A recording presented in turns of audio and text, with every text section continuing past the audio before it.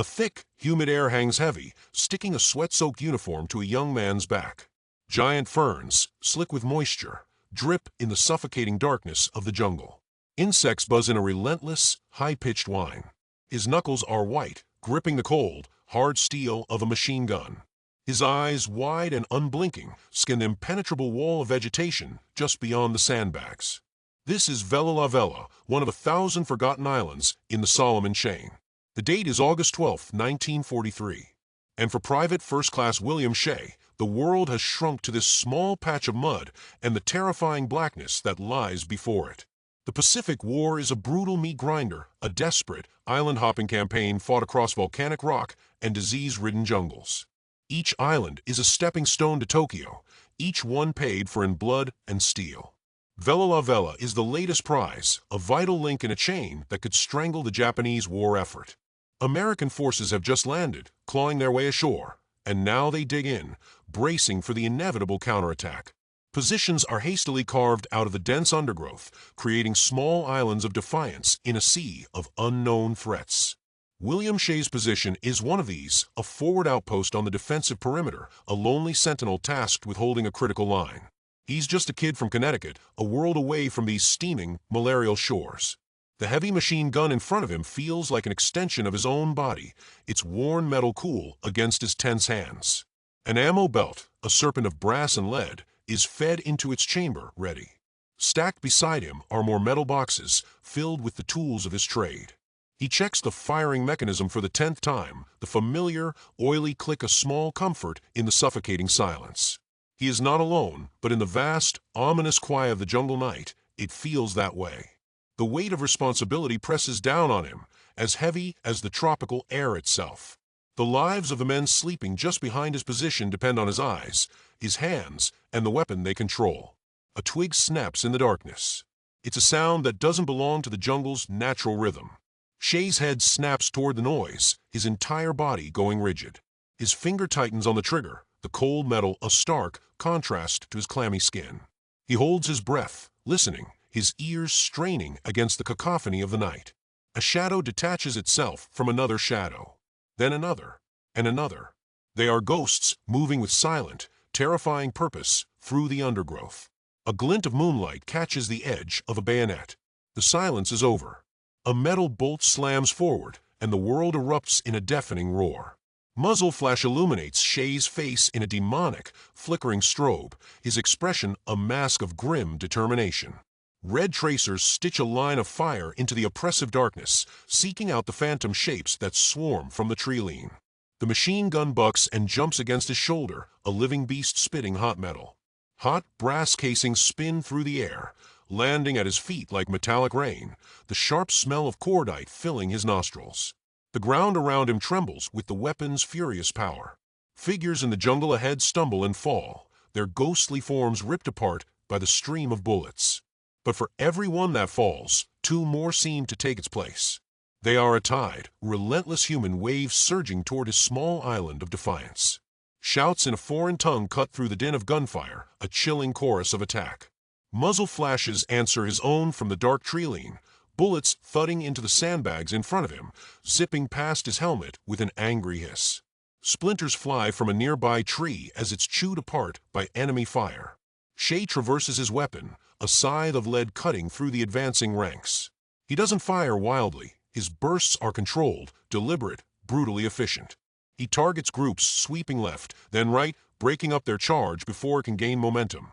A fresh belt of ammunition is needed. His hands, slick with sweat, work with practiced speed. He rips the spent belt from the feed tray, grabs a new one from a waiting can, and slams it into place. The bolt racks back, then forward. The gun roars back to life. The pause was only seconds, but it felt like an eternity.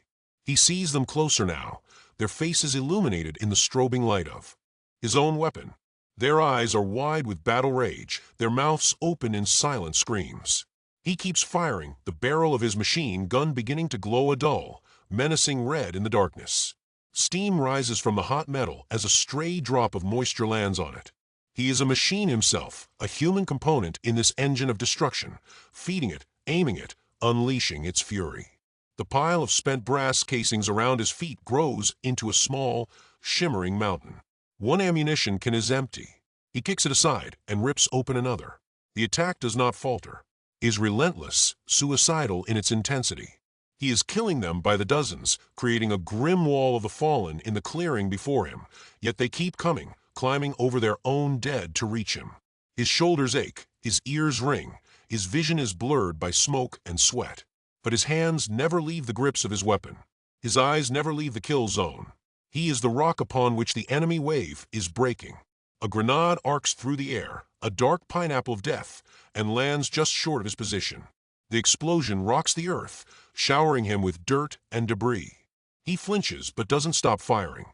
His world is now nothing but the rhythmic thump-thump-thump of the gun, the blinding flashes of light, and the advancing shadows. He is holding the line. He is holding back the darkness. The men behind him are safe for now because of the wall of fire he is creating. The sheer number of enemy bodies littering the ground is a testament to the terrible price they are paying for every inch of ground. 40 of them now lie still, victims of his unyielding defense. But the mountain of brass is not infinite. The last metal box is open beside him. He feeds the final belt of ammunition into the hungry weapon. He knows what this means. Every bullet is now precious. He makes every burst count, shorter, more precise. He watches the last few inches of the belt slide toward the chamber. The final rounds crack out, and the firing pin falls on an empty chamber with a hollow, final click. The sudden, deafening silence is more terrifying than the noise of the battle ever was. The enemy senses it instantly. The great beast that held them at bay is dead. A new sound rises from the jungle, a triumphant roar. They surge forward, no longer needing to crawl or hide. They rise from the ground like specters, bayonets fixed, a wave of vengeance about to crash over his position. The fight is not over. It has just entered its final, most intimate stage. William Shea is alone, his primary weapon useless, as the enemy overruns the sandbags, pouring into his small foxhole from all sides. The view is lost in a desperate, chaotic blur of motion. Then darkness falls completely. Morning comes.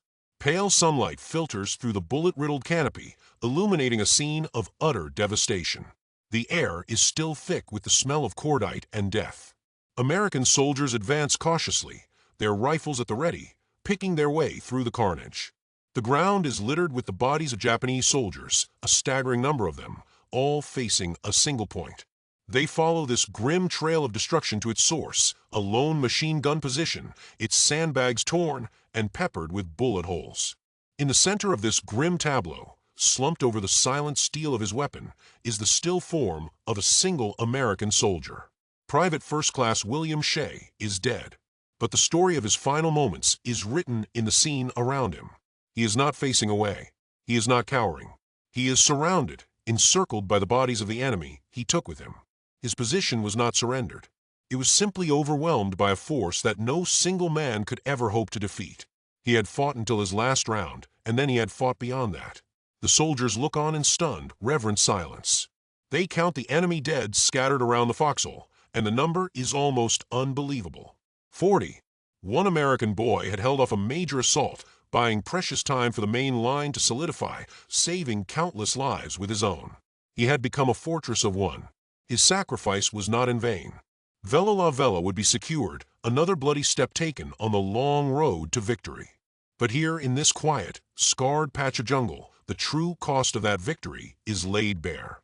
It's the story of one young man, a machine gun, and a final, defiant stand against impossible odds.